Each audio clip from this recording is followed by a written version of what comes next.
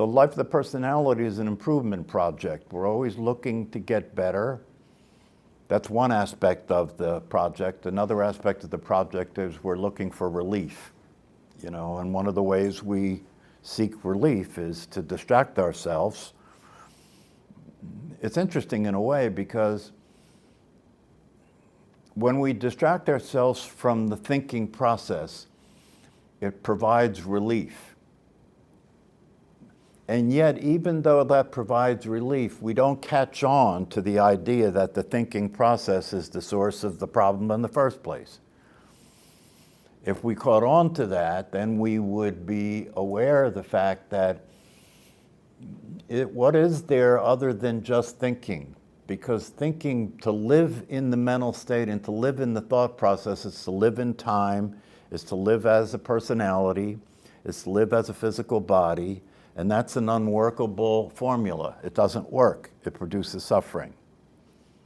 They say in the Buddhist teachings that they talk about refuge, and the refuge that they speak of is a refuge from suffering.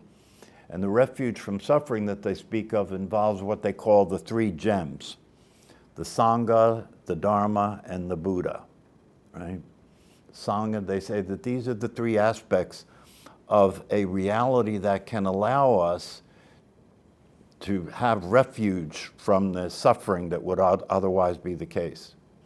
So if you look at that, right, the Buddha, the Dharma, the Sangha. The Sangha is a community of people who are all interested in the truth, interested in the possibility of being happy, satisfied, peaceful, and content without changing. So it's not a self-improvement project, right? So it's a community of people that are interested in that possibility. That's the Sangha. And what's the Buddha? Yeah, the awareness, the Buddha is you. Your Buddha nature is awareness, right? So it's you, the Buddha, you, the awareness, and the teaching, which is the Dharma. And the Dharma is nothing other than the truth, right? So those are the three aspects, to live your life among people who share your interest in fulfilling the possibility of your life. Share your interest in that. So when we practice together, we're creating a unified energetic field of consciousness. That's why it's easier to practice in a group, right? So the Buddha is your true nature, right? So you are the Buddha. You are your Buddha nature is the awareness, and that awareness is your teacher. They often say in the teachings that the teachers that appear are nothing other than an external projection of you as the teacher.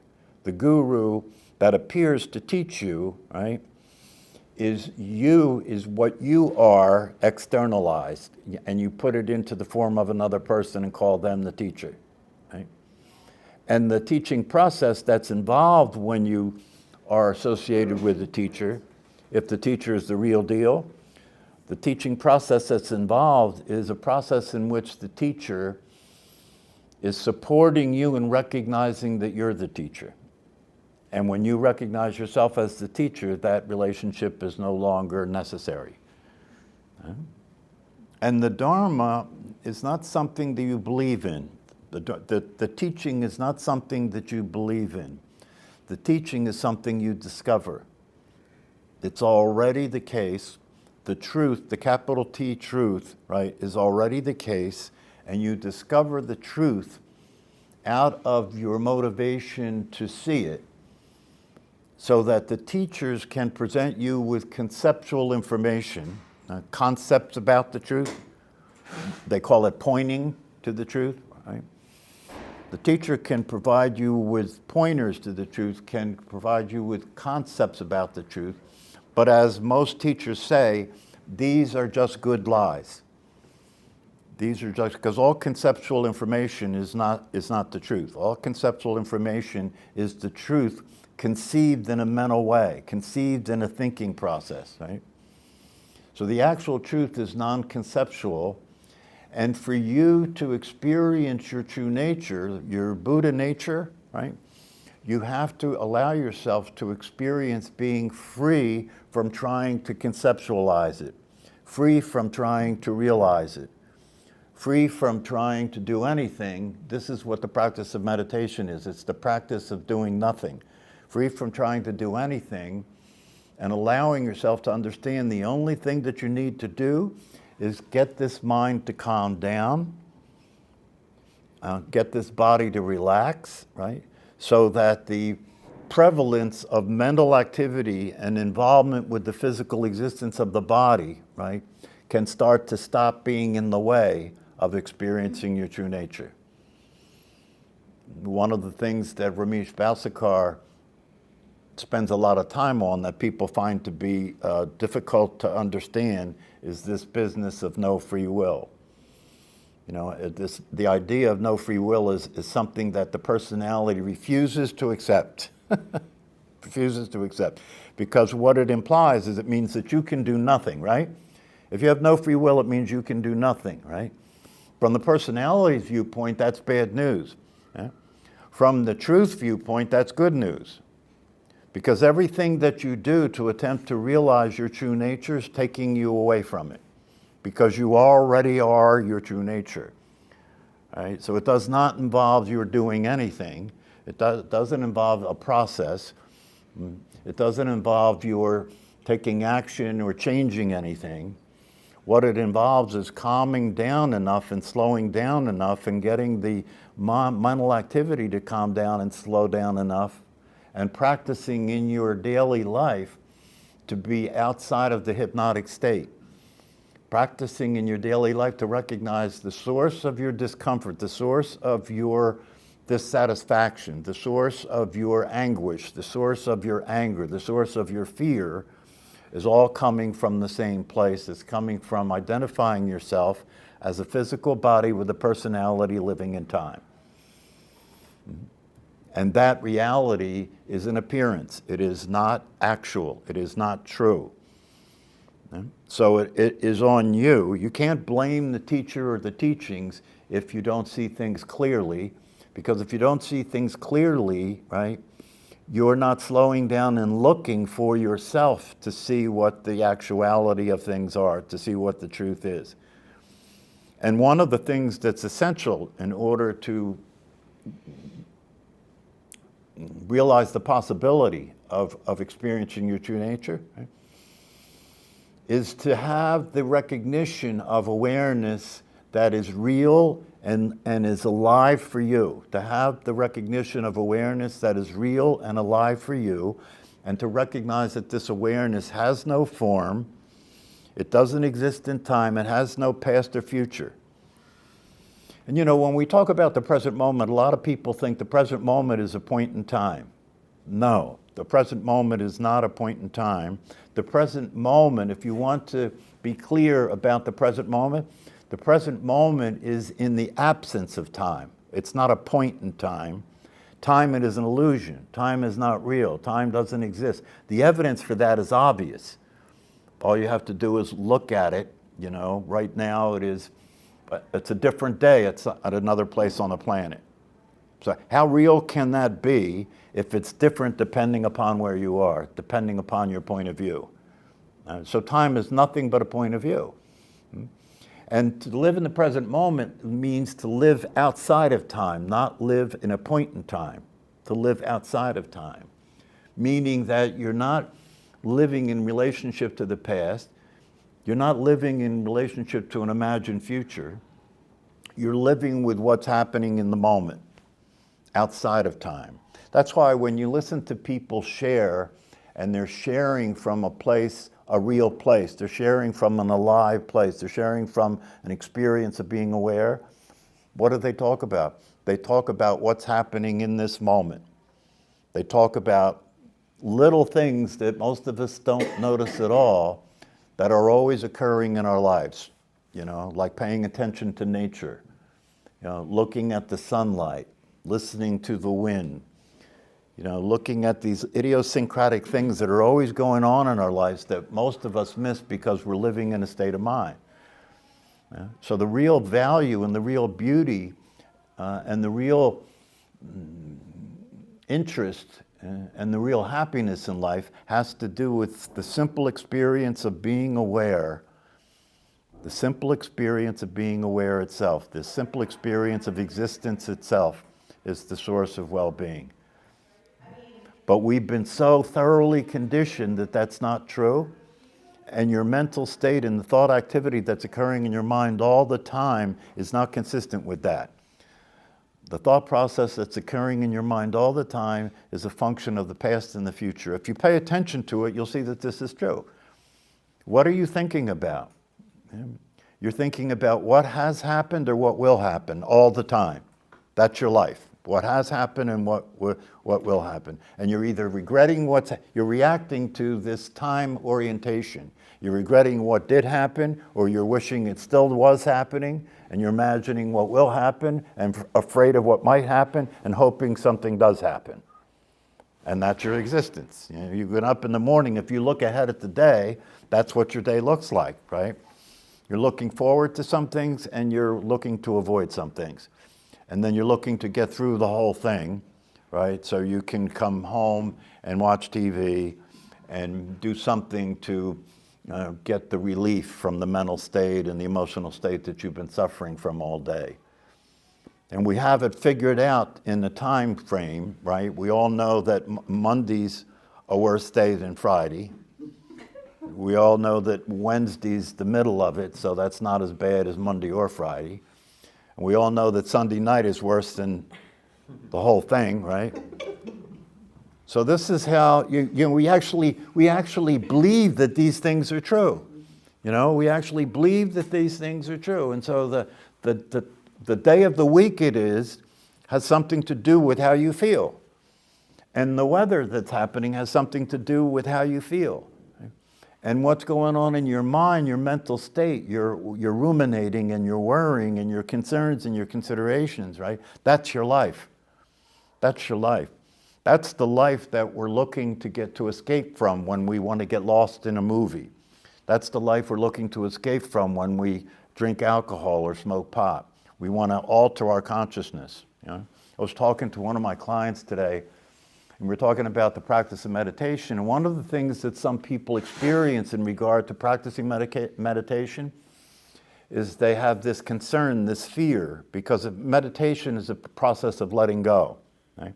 So some people have this fear that if I really let go, if I totally let go, right, maybe I'll go crazy.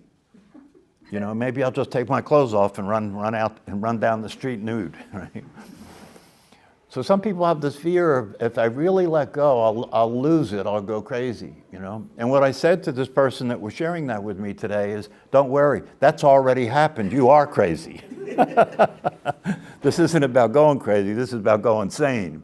You already are crazy, right? But that's the way the mind works, right? Because the personality cannot show up in the present moment. It can't show up in the present moment. It depends on the past and the future to imply its existence. Its existence has to be implied because it's not real. It doesn't actually exist. This is the whole can of worms when it comes to the truth. The most important aspect of the truth, right, is the fact that who you take yourself to be literally does not exist. Literally does not exist. And if that's the case, if there is no such thing as a separate self that exists, if there's no such thing as a separate self that exists, then who is it that has free will? How can what you take yourself to be, if it doesn't exist, have free will? And if it doesn't exist, right, then what is the will? What is the will that's willing what's happening? If who you take yourself to be isn't real and doesn't actually exist, it can't possibly have free will. It can't possibly do anything. It can't feel anything. It can't do anything. It can't be happy, right? This is non-duality, right? This is non-duality. To experience your absence is non-duality. And if you're absent, it means that there is no free will for this one that you took yourself to be. So what is the will that is determining what's happening?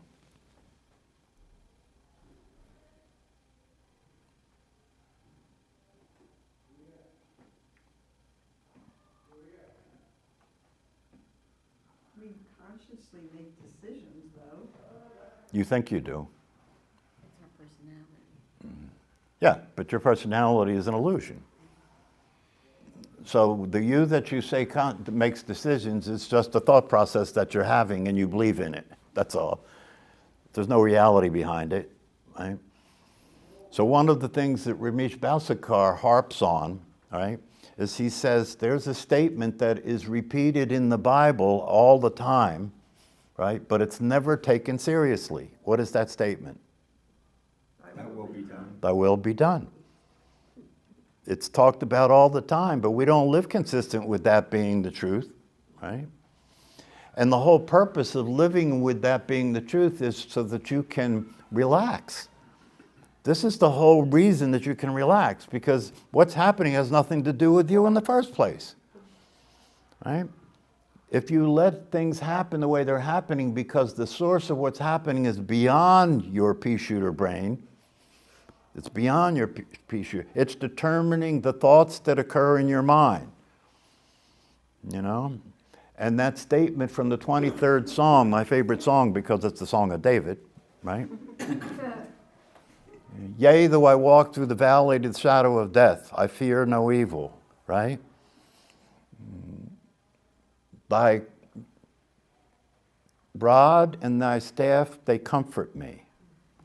What is the rod and staff? What is a rod? A rod is a straight, right, rod. What is a staff? A staff is an up and down, right? Thy rod and thy staff, they comfort me. That's the cross. Why does thy rod and thy staff comfort me? Why does the cross comfort me? Because the rod represents time, the horizontal plane, time. Right? The staff represents transcendence. Right? So thy rod and thy staff that comfort me, what it means is though I'm living in the experience of time, but I have a transcendental source. That's why it comforts me. And that's why I fear no evil, even though I walk in the shadow of death. Yeah? So it's interesting, you know, that when you start to look at these teachings, whether they be Christian or Buddhist or Sufi, right? And you use these teachings as a takeoff point, not the final thing. If you take them to be the final thing, then all you can do is believe in them, and that's not strong enough. Believing is not strong enough. You have to get past believing. You have to see these things for yourself. You have to see these things directly for yourself. And if you see these things directly for yourself, therein will be the motivation to practice. Because then it will be really real for you that happiness, well-being, contentment, and satisfaction is always available. It's always available. That's why we say in the 8 verses of Training the Mind, if it's always available, then any situation or any person that triggers a negative reaction on your part is teaching you that that negative reaction is a function of your misunderstanding about yourself and about reality. That's why the circumstance or whoever it is that's behaving in that manner is your teacher. Because they're giving you the opportunity to notice that you're in a fallen state, that you're in the state of taking yourself to be something that's not real, that doesn't exist, that will only be the source of suffering for the rest of your life. So you really have to allow yourself. That's why coming to this class is valuable, because you don't hear people talk like this on the street. You don't hear people talking like this, right? Because they're all living in the dream. They're all living in the mental state, right? And in the mental state, everybody's separate from one another, right? So it's all transactional, right? But in reality, that's an illusion. That's literally and actually not the case. And one of the things that makes these practices and these teachings challenges is that we move around, we traffic in ignorance all day long. We traffic in ignorance. We look at the news, it's presenting us with an ignorant viewpoint about ourselves and about life. We interact with other people that don't know anything about these teachings and practices, and they're living in an ignorant state. And they don't know they're living in an ignorant state. So when they behave the way they do around you, right, that feels abusive, right, or feels that and they're harming you in some fashion, right? That's the challenge. Right there is the challenge as to whether or not you can stay awake or not and understand that these people are your teacher. They're your teacher. No matter what it is that they're doing to you, no matter how abusive it is, no matter how they're hurting you, this is all a function of ignorance. As Jesus Christ said on the cross, forgive them for they know not what they do. So it's not about them. They don't know what's going on. They don't know what they're doing. So if it's not about them, who is it about? You're either going to be the same as they are, and then it's just going to be a back and forth interaction until somebody's dead, or you're going to be awake. And if you're awake, right, then you have compassion for them. You're interested in behaving toward them in a way that doesn't perpetuate the insanity and the ignorance. Yeah? And in many cases, that simply means remaining silent. That's all, remaining silent. Yeah? If somebody's angry and somebody's absorbed in their anger and they're acting that out with you, right? And you're awake enough and you are clear enough about reality that as they're doing that with you, you simply remain silent. Right? That's serving them. That's serving them, because if you don't resist the way they're behaving, it gives them more of a chance to recognize it for themselves. You know? If somebody's very angry with you, right, and you don't resist their anger and you don't get angry back, right, they're left experiencing the suffering of their own anger. And anger is instant karma. Anger is instant karma. It serves no practical and realistic purpose. And when you're angry, you suffer the experience of being angry. And when you act it out, you cause suffering for other people. It serves no purpose in and of itself. Anger is a dualistic reality. It's a dualistic reality, because in a non-dual reality, there's nobody to be angry at. In a non-dual reality, you're training yourself to understand that all there is consciousness and awareness. That is reality. Consciousness and awareness is reality. Right? So when you see the world, you see yourself, because that's your consciousness having manifested itself as the world. And when you see other people, you see yourself. That's your conscious awareness having manifested itself as another person. And although they may look different from you, in reality, they are you. They are you. That's what loving your neighbor as yourself means. You can only love your neighbor as yourself if you know that your neighbor is yourself. Otherwise, it's just an interesting practice that you'll fail at. Sooner or later, you'll fail at. Right? So you have to live in the truth. You have to live in the world of the truth. The truth sets you free. Not just knowing about it, that'll just make things worse. Because then you'll just be frustrated about the difference between what you know and how you feel. Right? So the truth will set you free when you're living truthfully, when you're being the truth, when you're being the truth of what you are, and when you see things as they actually are. Then you're living in the world of truth. Right? And it takes constant practice, because all of us have been practicing being stupid and ignorant in our lives. And that's not a put down, that's a fact. It's possible to experience being in the middle, because when Jesus was on the cross, what that metaphor demonstrated was the first thing he said is, Father, why have you forsaken me? Right? So that's being a person, that's being a separate self, right? But he had enough of an experience of grace. He had enough of an experience of understanding his true nature and experience his true nature, right? That the next thing out of his mouth was, Father, you and I are one. My Father and I are one. So when we're talking about non-duality here, we're not saying that you still won't be aware of the dualistic life. We're not saying that you won't be aware of your personality. That'll still be there. The difference is you won't be being that. You'll have a personality instead of be a personality. And when you have a personality, you can see the personality from the view of awareness. And when you see it from the view of awareness, you can see its dysfunction. And by seeing its dysfunction, you're in a position to modify it because you're not inside it. You're not in the middle of it. You're not in the mental state. You're away from it, looking at it from the view of awareness. And from the view of awareness, you have the power to transform that personality because you can transcend the experience of being that personality. You get that? You have the ability from the view of awareness to transform your personality and have it be a workable, functional personality, right? Because you can see the personality instead of be the personality. And when you can see the personality instead of be the personality, it's much easier to make modifications and changes. And you have a source from which to do that, so the personality will become consistent with your true nature. Right?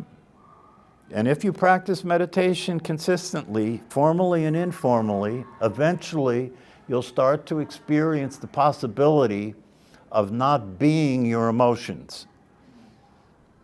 In other words, you can experience anger and not be angry. You can experience fear and not be afraid, right? Because you're experiencing it from the view of awareness instead of the identity of the personality that takes these things to be real. And that gives you the space to exist, gives you the space to be with the anger. And since you're not being angry anymore, you don't have to act it out. That's stage one. That you experience being with the anger, but you notice it's not using your mouth anymore. Right? Then gradually the anger itself starts to dissipate if you continue to practice. And then it gets to a place where you find that you seldom experience getting angry anymore, but you still have fear. Right? So then the fear starts to become something that you're paying attention to. And by being with the fear, not being afraid, by being with the fear instead of being afraid, the fear will also dissipate. Because you're not being afraid, you're aware of fear. It's a different viewpoint, it's a different position from it. Right? And so by practicing meditation and exercising your ability to be with the truth, to be with things as they are, the mind will calm down and the body will relax, and you can begin to experience the fulfillment of your life. Because the fulfillment of a human life means that in the beginning you have to forget what you are. That's necessary to live a human life. You have to forget what you are.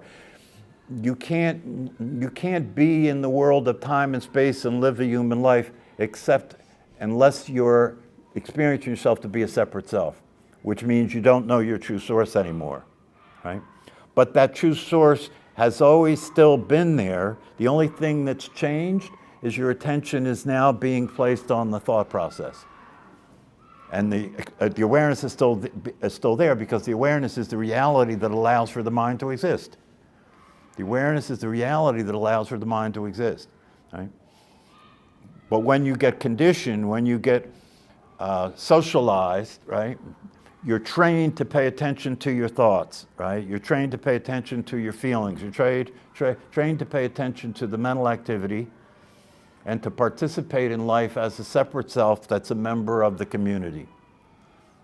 But all the while that you're doing that, the awareness that is your true nature is still there, and when you begin to practice meditation, you start to pay attention to it, that's all. You just start to pay attention to it. And the more attention you pay to it, the easier it becomes to relax and start to experience enjoying being alive instead of struggling with it.